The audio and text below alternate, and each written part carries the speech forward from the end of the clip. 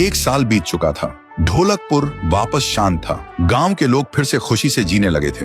हर पूर्णिमा को लोग एक दिया जलाकर ठुन ठुन ठुन साहुर को याद करते थे। पर एक रात कुछ ऐसा हुआ जो फिर से सब कुछ बदल के रख दिया। लाशें फिर से मिलने लगी। हर 2 दिन बाद किसी न किसी के घर के सामने एक कटी हुई लाश पड़ी होती। गांव फिर से कांप उठा। एक दिन सब लोग महाराज के पास पहुंचते हैं और रो रो कर गांव की घटनाओं के बारे में बताते हैं। रात को महाराज 2 सेनापतियों से कहते हैं, जाओ और खोजो इस कांड के पीछे कौन है। लेकिन सुबह सिर्फ उनकी लाशें लौट कर आईं। एक का सिर था ही नहीं, दूसरे के पैर कट चुके थे।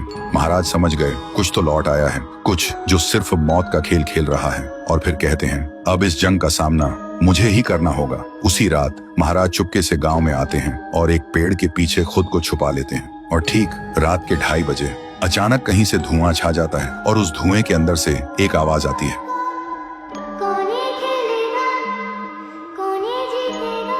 और फिर धुएं के बीच से निकलती है एक गुड़िया, गोल आंखें, एक बेजान सी मुस्कान, लेकिन चेहरा मौत का पैगाम।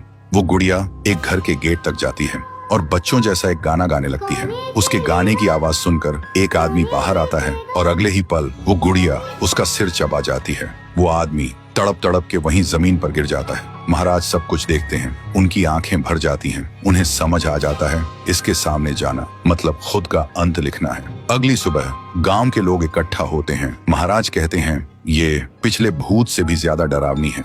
इसे सिर्फ वही हरा सकता है जो मौत को पहले ही हरा चुका है। और फिर एक पूर्णिमा की रात सब लोग दिया जलाकर पुकारते हैं, आप वापस आइए, आपके बिना ये गांव जिंदा तो है पर जीने जैसा नहीं। तभी एक आवाज गूंजती है